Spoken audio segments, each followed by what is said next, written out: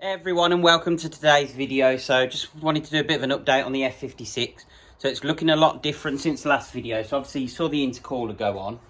One of the things that I'm sorting out now is just all the little bits of plastic trim, like these bits here. All this has been replaced. I've painted this red while it's off. We've got the crash bar on, we've got the foam on.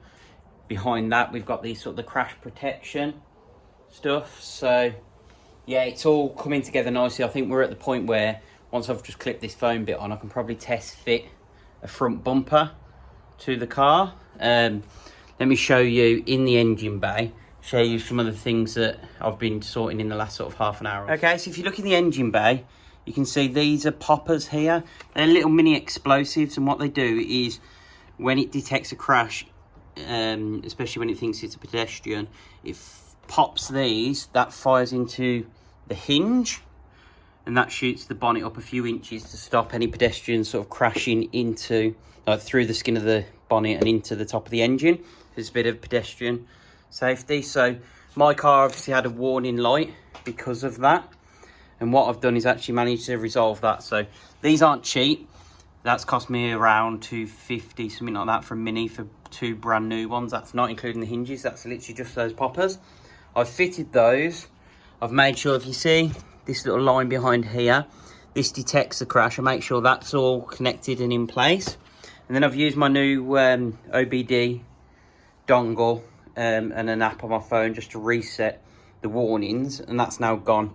So no pedestrian warnings up on the screen now, which is really good. So I think obviously this week there's been lots of little repairs on the car, lots of little jobs that wouldn't be too exciting for you to see.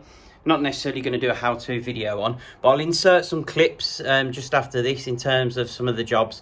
So the first one is a repair to that pressure sensor that I was showing you in the foam. So that detects if you've hit something and actually pops the bonnet. So I did a little repair on that I filmed a little short video on, so I'll insert that now. So for me with this F56 project, it's the fun little things that I'm getting to sort of fix as I go along, whether it's the wiring for one of the parking sensors. In this case, these little things here are like little pressure sensors, and this tube runs along the back of the front bumper in front of the crash beam. And what it does, it obviously senses if there's compression made on this, it's because there's been an accident, and therefore it sets off all the pedestrian safety stuff. So it fires, the bonnet catches up into the air and all that sort of stuff. Now you can see on mine, it actually got snapped off. This is nothing to do with the accident. This is my own big fat feet. So I dropped this on the floor and forgot to pick it up, stood on it, and it snapped just there like that. So this can be quite expensive for a Mini or a used part. I think I managed to get this for about £8 delivered for a replacement one. So it's used, but it's fine. So looking at this, I need to get this little bit of brown pipe that snapped off out. Cut this bit of pipe off, so take this off and pull this off. Then hopefully I should be able to use like the heat gun or something to warm this pipe up enough to be able to slide it over the bulge. It looks like there's a little, if you look in there, a little bulge over, and then get a cable tie to fix it in place. So these are the nice little repairs that save you some money when it comes to it. As long as this is all fully functioning, I know obviously you take that risk with a used bit, but as long as this is functioning, we should be able to do this, put it back in the car, and then hopefully the warning lights should go, because I've got some warning lights about pedestrian safety, and I think it's coming from either these or the actual actuators, because they've popped and gone off in the accident. So let's see how we get on. So the good thing was I didn't even have to use any heat. So if you look, that's the ridge that you have to get over. I actually got my little pliers in, was able to pull the broken bit out, so I'm not even going to have to cut any of this pipe. I should be able to literally slip this over onto the new sensor, and I've got a brand new cable tie ready to go on, and I should be able to install this back in the car and lose sort of or fix at least one of the parts that are damaged. That's a quick win and save some money. There you go, and just like that, that's now working and ready to go back on the car. Hey everyone, so a bit of a bitty video today, but in the back there you can see I've got two wheels. So the tyres that were completely flat on the F56, so I've just taken them to a local tyre shop and just brought some cheap £30 part warns just to throw on. So I just want tyres to keep it rolling, because obviously they were completely flat. Get it through its MOT if I haven't got the aftermarket wheels by then. It just means that these are good enough to just keep me going and be road legal. So 30 quid, can't complain at that. Okay, so yeah, so that was a bit of a simple fix. Next, we've got the headlights. So you can see these are looking a lot better. They need a bit of a restore and a polish. But one of the things you'll notice is I've got replacement tabs on there. So this headlight was damaged in the accident. So that one over there was fine. This one was damaged. So I'll insert a video now of me just actually fixing the tabs. So a nice little kit from Mini. So I'll show you that now. Okay, so one of the things I wanted to just show you is just something I've never seen before. So this is my headlight from the passenger side. And it was the passenger side that had a good old whack. So you can see we've got here, where you'd normally bolt it to the car, all broken off. Completely snapped off. But Mini sell a tab replacement, and you see here that's a complete replacement. And all they do is, if you look, the lights are designed so they've got screw holes. Then what you do is you match up the particular sort of tab repairs, and what they do is, if you look there, that just literally screws in place. So you just use 2 of these little Torx headed screws, and you can replace every tab on the headlight. So it's really interesting. Never seen that before. I'm sure lots of people are going, oh yeah, I can't believe you haven't seen that, but it's just something. Now there are certain ones that you have to do a bit more work. They don't just clip straight on.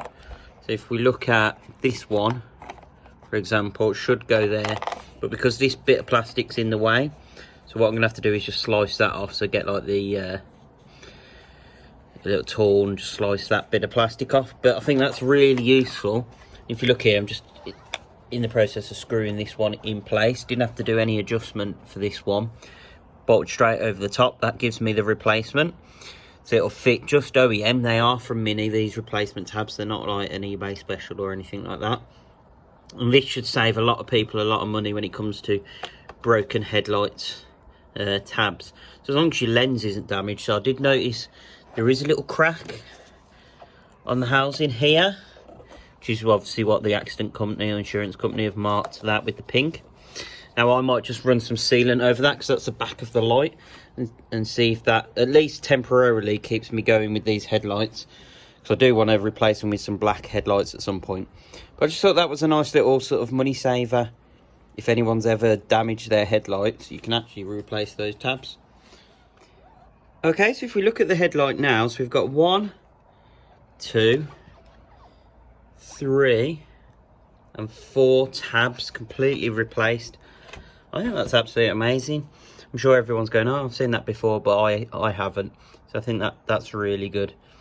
So I'm going to get this back on the car now, but I thought I'd just share that little repair with you. Okay, then one of the other bits you'll have seen this week on the channel, how to remove your seats from an F56. That's so I could fit these new seats into the interior. So you have a look, let's open up the door. So they're in amazing condition. I managed to find someone that wanted to swap my full leather interior. They're a bit dusty, but needs a hoover in here. But yeah, someone wanted to swap their full leather interior, or my full leather interior, for these JCW seats. And these work a treat. So I've got to fit the rear ones, but that was a nice easy swap. So if you want to know how to swap JCW seats into your F56, or any types of seats into your F56, please check out the link in the description below, and I'll show you how easy it is to actually switch the front and rear seats out of your car and put in new ones. Really epic swap. So I was really pleased with that, because the JCW seats, they hug you, they look a little bit more sporty, and I think that was a really big win in terms of getting those into the car. So I'm really happy with that. I want to try and get some of the JCW parts. So the steering wheel needs doing, also maybe a gear knob and handbrake lever as well. Not too mad on the JCW bits, but I think especially this sort of full leather steering wheel, I'm just not a fan of. So I might get the new facelift version and maybe get that retrimmed in Alcantara to match the seats. And then the keen eye viewers there will notice as well that the bonnet's actually missing. So the bonnet and the front bumper have actually gone off to the body shop. So they're going to be painting those. So I ended up having to go for a brand new both bumper and bonnet, just because I couldn't get any used parts on the market. Volcanic orange, although there seems to be plenty on the road, there doesn't seem to be many being broken at the moment. So with how fast this whole repair and front end has gone, I didn't expect it to be. I mean, I've only had the car a couple of weeks and we're very close to actually this being on the road. There's only a couple little more sort of bolts I've got to do here and there. So, and then the front bumper will be going on. Little things like I've done a repair on the parking sensor wire today, so that's all working now as well. Okay, so apologies, it was a bit of a sort of jumping here and there on this video, just a bit of an update, just a mixed bag of videos this week, just to show the progress on the F56. So I think one final thing to show you, so I'll just walk around the car, is that we've got this big sort of crease in the panel there, you can see. So we've got a company, they're actually coming out this week to repair that. So I'll also share, so there's these sort of the befores, you can see that's quite a large crease in that quarter panel. So they're coming out to repair that this week. So I'll share with you what it looks like after the repair as well, just to show you sort of the amazing things that they can do with the paintless removal. So you can see as well, we've got some trim missing. That's because when we took the stuff to the body shop, we also took things like the petrol caps and the rear tail light surrounds and things like that. We've got a replacement belt line from Mini, so we'll do a how-to video at some point in the future on how to fit that.